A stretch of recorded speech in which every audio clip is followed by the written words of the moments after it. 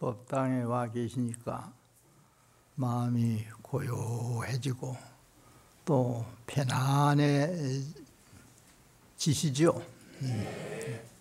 그래서 누구나 언제 어디서 뭘 하고 있느냐, 이게 이제 나중에 기록될 어떤 사항이 되죠. 오늘은 이제 무상사 1호 법회에 참석해서 법당에 들어가 부처님께 참배하고 또 법문을 한번 들어보자, 이렇게 이제 마음에 생각하시고 이제 오셨을 겁니다. 그래서 이 시간이 법당에 오셔서 부처님께 예배드리고 법문 듣는 시간이 좋은 시간이다, 이래 이제 그냥 쉽게 말씀 드려봅니다. 우리나라 불교 역사를 거슬러 올라가 보면은 신라시대 큰 산봉우리 같은 두 스님이 계셨어요. 잘 알고 계시겠지만은 우상 스님과 원효 스님이십니다. 역사적으로 워낙 이름이 널리 알려진 스님이라 불교를 잘 모르는 분들도 우상 스님 하면 아시고 또 원효 스님 하면은 아시는 분들이 많으실 겁니다. 이 두 스님이 우리나라 불교를 초창기에 개척하셨다, 이렇게도 이제 말씀드릴 수가 있습니다. 두 분이 다 활동하던 시대가 7세기였어요. 올해가 이제 의상스님을 기준으로 말씀드릴 때는 의상스님 탄신하신 지 1400년이 되신 해죠. 의상스님께서 서기로 625년에 태어나셨어요. 원효 스님은 의상스님보다 8살이 이었습니다. 그러니까 이제 617년에 태어나셨죠. 돌아가신 연대는 원효 스님은 616년에 돌아가셨는데 의상스님은 686년에 돌아가셨는데 의상스님은 702년에 이제 돌아가신 걸로 되어 있습니다. 그래서 이 두 스님이 한국 불교의 초석을 놓았다, 역사적으로 막 그렇게 이제 말해 볼 수도 있을 것 같습니다. 또 의상스님은 중국에 들어가셔가지고 10년 계셨어요. 그 당시 중국 들어가기가 쉬운 일이 아니었는데 요즘 말로 하면 유학을 가셨다고 볼 수 있죠. 그 10년 동안 절 이름이 지상사라 했고 그 스승되는 스님 저남이 지음 스님이셨는데 지음 스님 문화에서 8년간 공부를 합니다. 8년 동안. 그리고 이제 중국의 하음학을 완성시켰다고 알려진 법장 스님, 현수 법장이라고도 하는데 이 스님과 지음 스님 문화에서 같이 공부를 합니다. 법장 스님은 의상 스님보다 18살이 아래였어요. 그러니까 이제 요즘 우리나라 절에서 쓰는 호칭으로 말하면은 의상 스님이 국적은 물론 달랐지만은 현수 법장 스님의 사행벌이 아니라 사행인 셈이지요. 그래가지고 이제 의상 스님이 신라로 돌아오고 나서 현수 법장 스님이 편지를 써가지고 자기가 지은 저서 내용을 한번 살펴봐달라 부탁을 합니다. 이름도 나와 있는데 하음 5구장을 써서 의상 스님이 이 내용이 제대로 되었는지 한번 검토해 주십시오. 요즘 말로 하면은 감수를 부탁했다 할까 이런 사실도 있어요. 그래서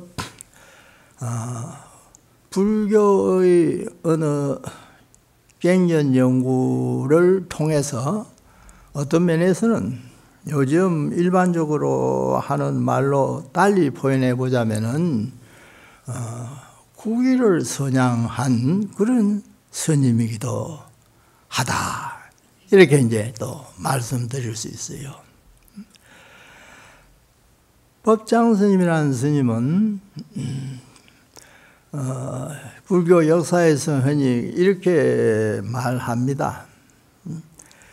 불교 경전 가운데 하음경이 있잖아요. 대방강물 하음경 줄여서 하음경이라 하는데 이 하음경을 연구해서 교학적인 어떤 체계를 세워가지고 하음학을 완성시킨 스님이라고 그렇게 일컬어집니다. 하음경을 연구해서 하음경의 종지를 이어 전한 5분의 스님이 있는데 이 스님들을 하음조사 5분 스님이다 이래서 하음오조라고도 말해요. 그래서 이제 하음오조가 이제 법순, 주순, 수순 스님으로부터 지엄 스님, 지상사 지엄 스님, 이제 법장 스님, 현수 법장, 3대째 와가지고 하음경 연구를 거의 체계적으로 연구해가지고 완성을 했다 이렇게 말합니다. 그 법장 스님과 같이 지엄 스님에게 공부를 한 의상 스님이 지은 참 불후의 맹저가 오늘 간단히 소개해드릴 법성계라는 글입니다. 뭐 저서라 말할 수도 있고 저술이라 말할 수도 있죠. 의상 스님이 열심히 공부를 하고 있는데 어느 날 스승인 지엄 스님께서 그대가 지금까지 공부한 것을 후세에 전해주기 위해서 한번 정리를 해서 글을 써보는 것이 어떻겠느냐 이렇게 이제 말씀을 했답니다. 그런데 의상 스님께서 밤에 잠을 자다가 꿈을 꾸는데 이상한 신인이 나타나서 그대가 앞으로 부처님 법을 더욱 융성하기 위해서 공부한 바를 저술로 남기는 것이 어떻겠느냐 이런 말을 하면서 뭐 약을 먹으라고 하나를 주더라는 거예요. 이게 뭐 3번이나 있었다 그래요. 또 이제 뒤에는 뭐 선제동자, 하음경에 선제동자가 등장하거든요. 제일 마지막 품인 입법계 품에 선대종자가 또 꿈에 나타나가지고 우상 스님에게 약을 주면서 이걸 먹고 불법의 대의를 요약해 후세에 전할 수 있는 글을 써라. 이렇게 이제 권했다는 겁니다. 그래서 이제 그런 신비한 꿈을 꾸고 스승인 지엄 스님에게 말씀드렸더니 그대가 반드시 후세에 불법을 전하기 위해서 글을 써야 하겠구나. 나에게도 그런 일이 한 번 있었지만은 그대에게는 3번 그런 일이 있었으니 이거 참 특이한 일이다. 이렇게 해서 의상 스님께서 처음에 대성의 뜻을 전부 요약 정의했다는 뜻으로 이름을 붙인 대성장, 대성의장이라고도 하기도 합니다만 책을 하나 말하자면 지었어요. 그래서 이제 지엄 스님에게 보여드렸더니 이건 너무 말이 많아 조금 번거로운데 이걸 좀 요약해서 정리하는 것이 어떻겠느냐 이렇게 이제 말해서 의상 스님이 스승인 지엄 스님과 같이 이건 이제 전설적인 얘기입니다. 내가 지은 이 많은 양의 글에 가장 용인한 글자만 간추려 주십시오 하는 뜻으로 법당에 들어가가지고 불에다 태워버렸다는 거예요. 자기가 쓴 대성량이라는 많은 글을. 그랬더니 타버린 거예요. 타버리고 안 탄 글자가 남았어요. 그 글자 수를 주어서 헤아려 보니 210자더라는 겁니다. 그래서 그 타지 않고 남은 210자의 글을 식구, 주로 개송이라 말하는데 식구가 되도록 밤샘을 해가면서 정리를 했다요. 그래서 이제 법성계가 이제 지어지게 된 것입니다. 그런데 오늘 이제 법성계 구조와 도인 여기에 대해서 좀 말씀을 해달라는 청탁도 받았는데, 처음에는 이 법성계가 글자로만 된 것이 아니고 이 도인이란 말은 그림으로 그려진 것이 도장처럼 되어 있다. 쉽게 말해서 이런 뜻으로 쓴 말입니다. 도인으로 되어 있었다 그래요. 그래서 하음 일성 법계도를 그냥 줄여서 도인이라 이렇게 말하기도 합니다. 도인. 보통 보면은 하얀 종이에다가 하나의 부호 기호처럼 빨간 줄을 해가지고 각을 지어서 돌아가게 하는 그런 도인을 만들어 두는 경우가 있는데, 그게 이제 법계 도인을 빨간 줄로서만 나타낸 것입니다. 근데 그게 처음에는 도인으로 되어 있었다. 여기에 이제 설명을 유상스님 자신이 해놓은 게 있어요. 법계 도인은 하얀 종이에, 백지, 하얀 종이에 가운데부터 이제 법성원룡 첫 구절 법자를 쓰고 왼쪽으로 돌아가면서 각을 지어가지고 이렇게 전체 54개의 각이 되도록 만들었습니다. 글자와 글자 사이에 빨간 희거를 넣었어요. 영어로 말하면 이걸 데시라 이렇게 말하기도 해요. 빨갛게 이렇게 줄을 짧게 끊는 거. 이래서 글자를 연결되게 했습니다. 이렇게 구성된 것이 이른바 법계도인이라는 겁니다. 일성 법계도 도인. 그런데 이제 이 법계도인을 두고 보통 이제 하흥경에서 말하는 삼종세간, 세 가지 세간이 뭐 우리가 흔히 쓰는 말로 세계라는 뜻입니다.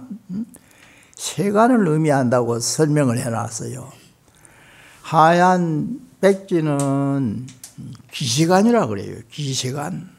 빨리 말하면 물질 세계다 이런 뜻인데 흔히 우리가 쉽게 쓰는 말로 하자면 산하대지. 사람이 살고 있는 이 땅덩어리, 산천, 이걸 이제 뭐 달리 뭐 우보라고도 말하고 기계라고도 말합니다. 하얀 백지가 이걸 상징한다, 뜻한다 이래요. 그다음에 이제 검은 글자, 법성, 원룡, 무이상에서부터 구례부동, 맹이불까지 210자를 딱딱 글자 연결시켜 가지고 각을 지어 돌게 해놨는데 그 검은 글자를 중생세간이라 합니다. 중생세간. 그 다음에 이제 글자 사이를 연결시키는 빨간 식이랄까, 선을 짧게 끊는 이걸 지정각세계라 이렇게 봅니다. 그래서 이제 법계도인은 하얀 종이는 기세간을 뜻하고 검은 글자는 중생세간을 뜻하고 붉은 선은 부처님 세계를 말하는 지정각, 지혜 정각, 지정각 세간을 뜻한다. 하흥경에서는 이제 이 세계를 이렇게 세 가지로 구분해서 설명합니다.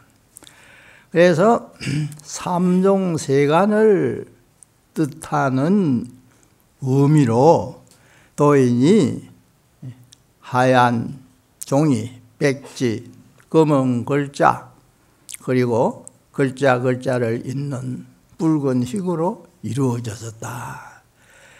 근데 이제 보통 우리가 이제 외울 때는 그냥 법성계 이러죠. 의상스님의 이름을 앞에 먼저 붙여가지고 의상조사 혹은 의상대사 법성계 이렇게 말합니다.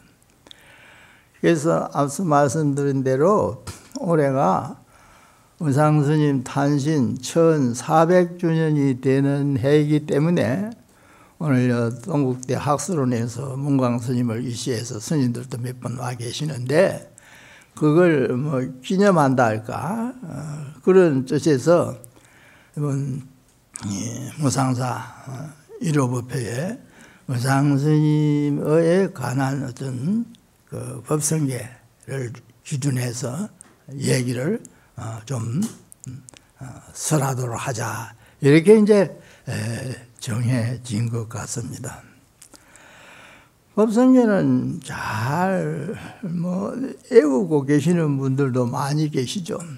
법성 원룡 무이상 반야신경과 더불어 가장 불자들이 손쉽게 애우고 있는 개성이죠. 처음에 이제 이 법성 원룡 무이상 시작되잖아요. 사구계가 있죠. 이 현시정분이라 해가지고 처음 사구가 법성계 전체 내용을 요약해 있습니다. 가장 중요한 네 개송입니다. 법성 원룡 무이상 다 알고 있는 내용을 다시 한번 더 듣는 의미로 들어주시면 되겠습니다. 법성, 불교는 때로는 불성이라는 말을 자주 하고요. 불성. 중생은 누구든지 불성을 가지고 있다. 열반경에 나오는 말입니다. 일체 중생 시루 불성 갱문 구절이 있어요. 불성. 또 이 법성계 또 하흥경에는 법성이라는 말이 많이 갱문 속에 나와요. 법의 성품 이렇게 이제 글자를 나눠서 해석을 합니다만 법성.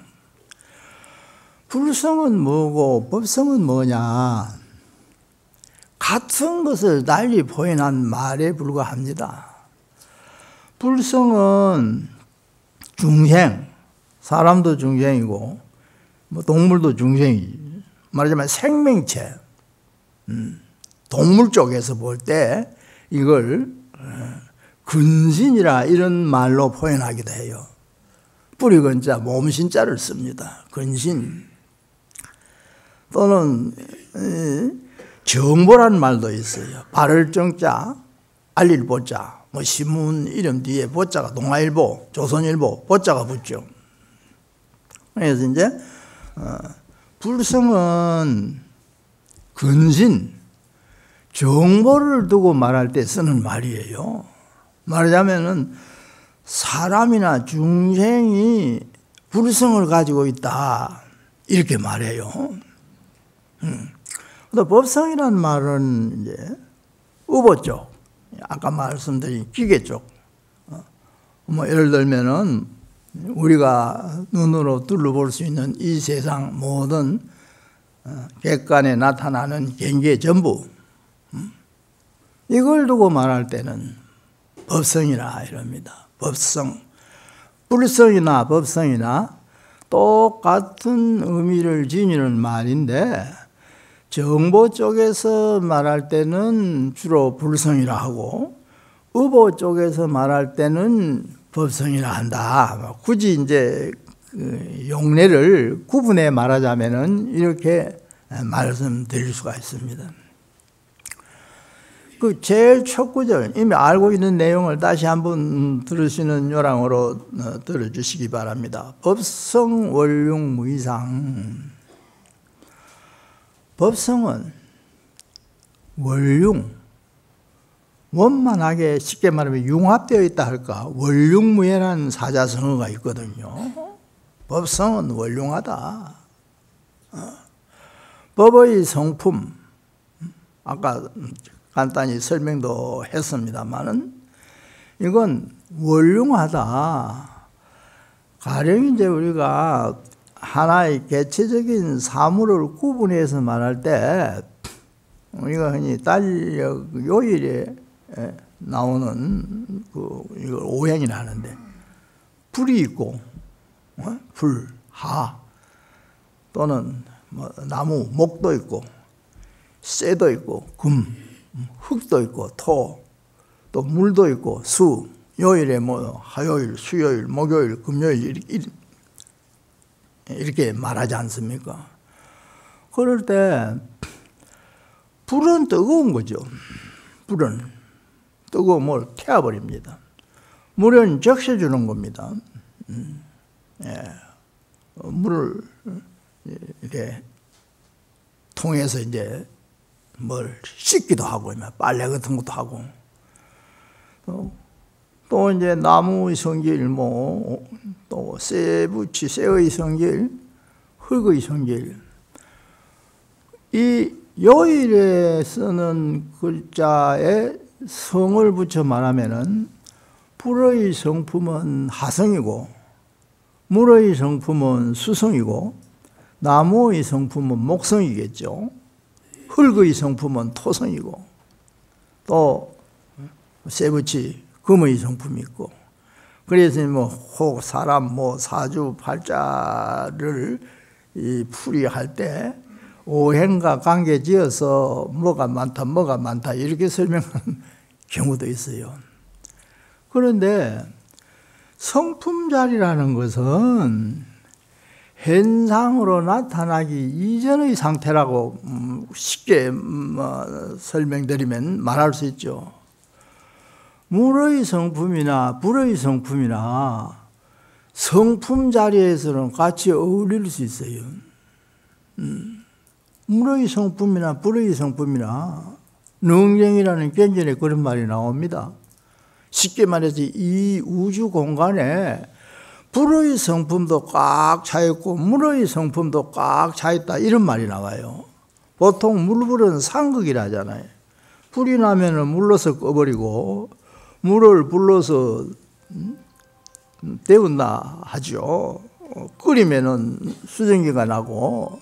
그래서 보통 현상적으로 볼 때 물과 물은 상극이라고 말하는데, 성품에서 볼 때는 물의 성품이나 불의 성품이나 함께 융합될 수 있다는 거예요. 그런 위치로 이제 법성원륜이란 말을 생각해 볼 수 있습니다. 법성원륜. 모든 개체적인 존재는 그 성품이 있어요. 물론 하은경에서는 원래 무자성, 하은경의 특징은 반야부 경전에서 설에 오던 말, 공이라는 말을 무자성이란 말로 대체해서 표현을 합니다. 자성이 없다는 거예요. 요지일체법, 자성무소요. 자성이 있는 것이 아니라는 것, 자성무소를 알면은, 일체법이 자성이 없다는 것을 알면은, 이렇게 법의 성품, 법성을 알면, 여시의 법성, 적겐 노사나, 노사나는 60권에서 이제 법신 비로자나부를 노사나하고 똑같이 표현해가지고 노사나라 말하는데, 부처를 본다는 얘기예요. 자성이 없는 줄 알면은 부처를 안다는 얘기예요. 그래서 반야신경 같은 데서 제법 공항 이런 말이 나오는데, 온계공 뭐 이런 말이 나오잖아요. 공하다는 말을 하은경문 속에서는 무자성이란 말로 대체해서 쓰고 있다. 이렇게 이제 이해해 두시면 좋을 것 같습니다. 법성은 원룡하여 두 가지 모습이 없다. 모든 것은 하나로 해통된다 할까? 하나로 기결된다. 참선 수행하는 스님들이 창구하는 하두에 이런 하두를 달리 공안이라고도 합니다. 이런 공안이 있어요. 어떤 것이냐? 만법, 길, 일기하처 이런 거예요. 만법이 하나로 돌아간다. 만법, 길. 이 세상 모든 것이 근본을 추구해 들어가면은 똑같은 자리로 들어간다. 이런 뜻을 가지고 있는 말입니다. 하나로 들어간다. 그럼 하나는 어디로 들어가느냐? 만법이 하나를 그냥 우리가 흔히 하는 말로 마음이라 합시다. 마음. 하은경 내의가 일체유심조입니다. 모든 것은 마음이 만들어 놓는 것이다. 이게 하은경의 중요한 뜻이에요.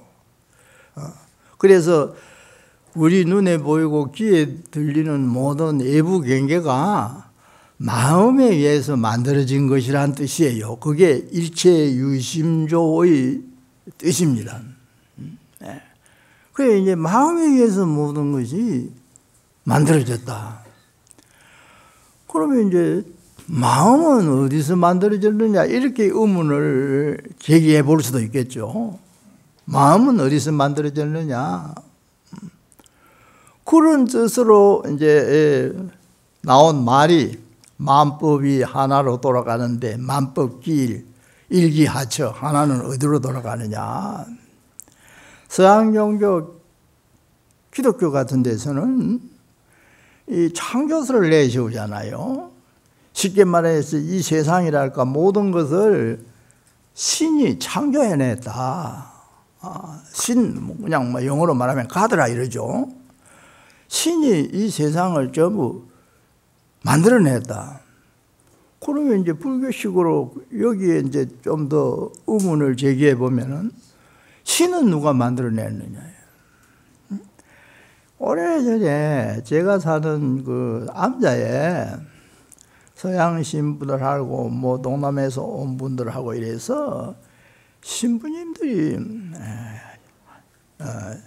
15명 정도 찾아온 적이 있어요. 그래서 이제 서로 법당 안에 앉아서 잠시 얘기를 나눈 적이 있습니다. 그런데 그 중에 나이가 좀 지긋했던, 저는 그때 50대 초반이었고, 오래전 얘기예요. 그분은 70대 초반이었어요. 20세 정도 저보다 연상자였습니다. 이분이 이런 질문을 해요. 기독교에서는 우리는 신이 모든 것을 창조했다. 상식 아닙니까? 신창조설.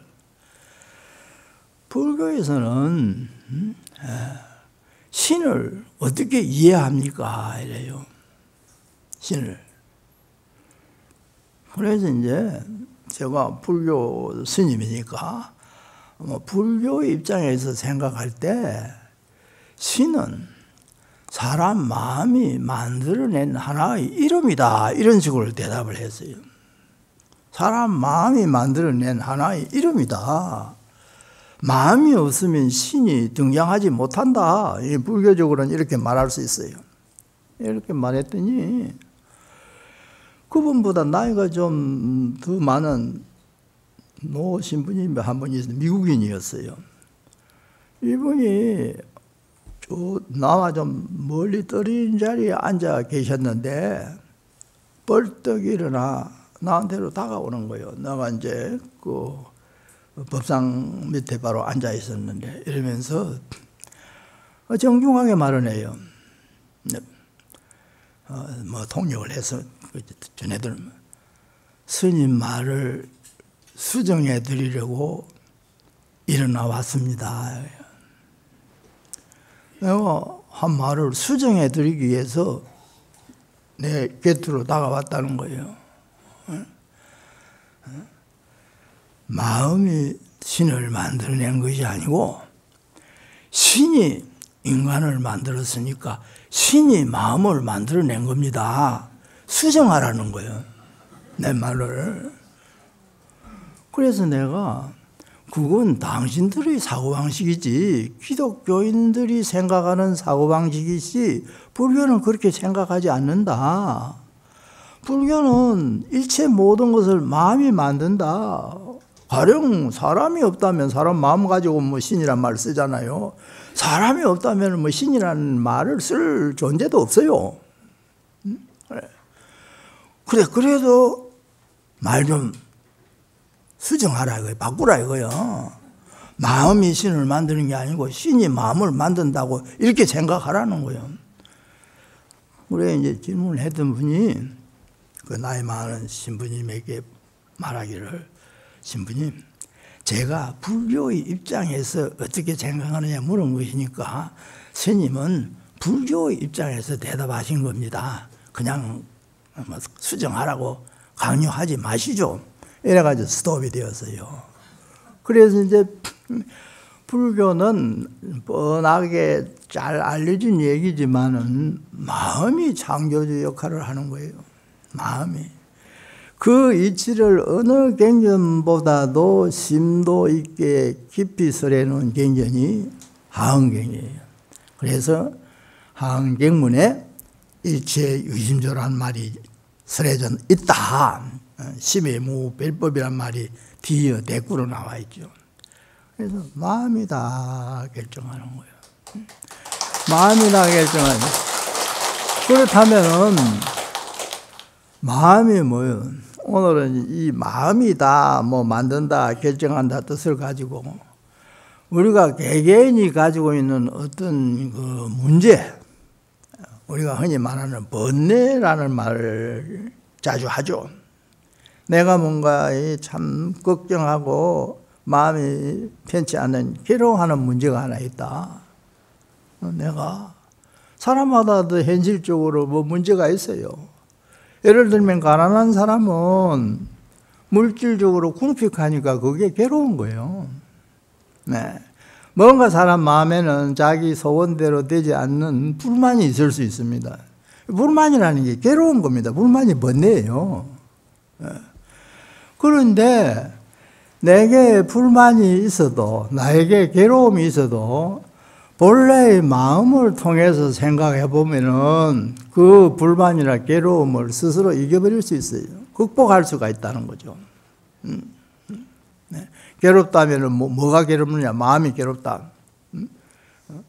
괴로움을 찾아보라는 게 괴로움도 못 찾는다고, 나중에 마음도 찾아보라니까 마음도 못 찾는다, 이렇게 대답했다고, 이렇게 이제 나눠 설해 놓은 얘기도 있습니다. 그러니까 괴로운 거는 마음이 괴로운 거잖아요. 물론 몸이 아픈 사람은 육체적인 뭐 병거를 앓고 있을 때 괴로움을 느끼지만은 그것도 결국 마음이 괴로운 거예요. 마음이 괴로워서는 살 수가 없다는 얘기예요. 그 마음이 어디 있는데, 마음을 내놓으면 내가 괴롭지 않게 편안하게 해주겠다.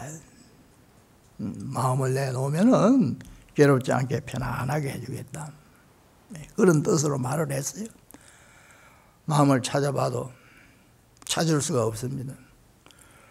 그러면 괴로운 것도 찾을 수 없는 거 아니냐 이거예요. 마음을 괴롭히는 괴로움도 찾을 수 없는 거예요. 그래서 어떤 간념적인 생각 또는 감정의 실체도 사실은 없는 거예요. 이런 이치를 하은경에서는 무자성이라고 말한다. 하은경 사국에도 이제 종성할 때도 외우는 개성이 있죠. 약인용료지 삼세 일체불, 이렇게 시작되죠. 만약에 사람이 삼세 일체 부처님을 알려고 하거든, 부처님에 대해서 알고 싶거든요. 약인용 삼세 일체불, 이 세상 모든 것이 마음이 짓는다. 마음밖에 법이 없어요. 응감법계성하라.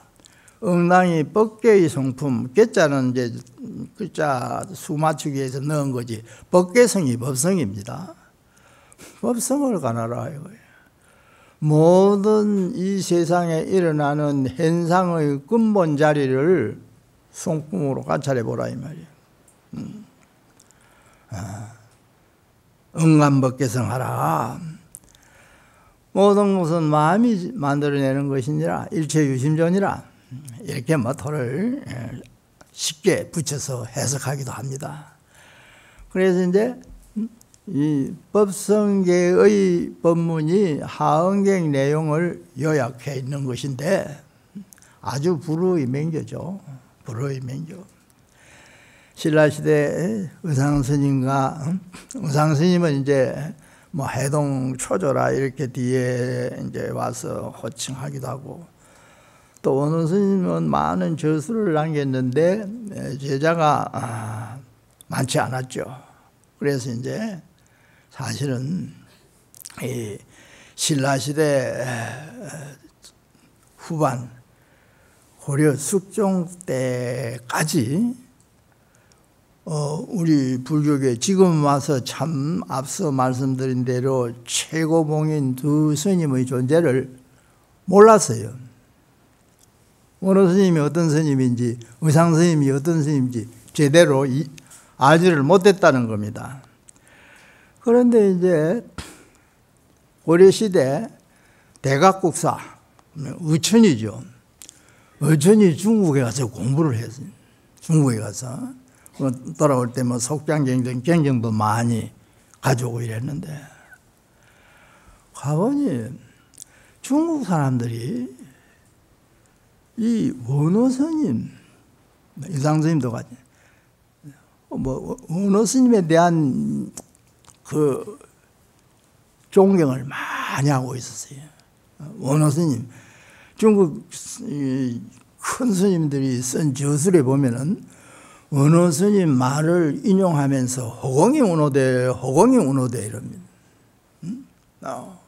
그때는 뭐 원효 스님이 비성비석으로 살 때라 그랬는지 그냥 뭐 스님이라 말하고 긴공, 박공, 성시 밑에 공자를 붙이잖아요. 죽으면 영가 이패를 쓸 때도 뭐 봉간을 쓰고 공자를 붙여요. 허공이 운호대, 허공이 운호대. 하은경 청량국사 현담에도 허공이 운호대 하는 거죠. 장수자선의 기실론 필착계도 허공이 운호대의 말이 자주 나옵니다. 허공이 운호대. 원호 스님은 이렇게 말했더라 소개하는 말로 시작하는 거예요. 호경 원호대의 말은. 그래서 이거 대각국사 중국 가보니 아니 우리나라 고려에서는 아무도 그 존재를 잘 알지도 못하는 원호 스님, 이상 스님을 아주 높이 존경하고 있는 걸 알았어요. 그래서 자국에서는 내 나라에서는 별로 그렇게 원호 의상 스님을 그렇게 참 속된 말로 알아주지도 않는데 중국에서 굉장한 성인처럼 이렇게 지원을 하고 그래 귀국한 후 숙종에게 간언을 합니다. 숙종이 친행이었어요. 대각국사는 문종의 셋째 왕자였잖아요. 친행에게 원호 스님, 의상 스님에게 새로 시호를 내려줄 것을 청합니다. 시호. 그래서 이제 대각국사 청을 받은 숙종이 그때자 원호 스님을 하쟁국사 시호를 내립니다. 의상 스님은 원교국사 이렇게. 그래서 이제 숙종 때 원호 스님 살아생전에서 보면은 무려 200년 뒤에 시호를 받게 돼요. 그 전에는 우리나라에서도 그냥 원호 스님을 그냥 잘 모르고 의상 스님마저도 잘 몰랐다는 겁니다. 이런 그 역사적인 사실, 에피소드가 있습니다. 이렇게 이제 말로서는 그냥 말해 볼 수가 있습니다. 예. 건강하게 잘 지내십시오. 예.